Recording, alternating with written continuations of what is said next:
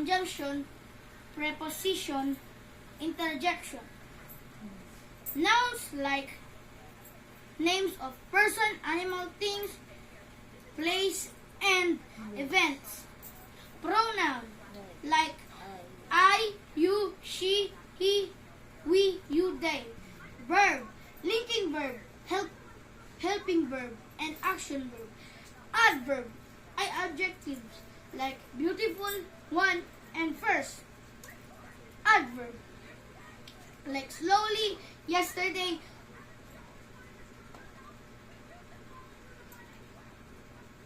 at the door.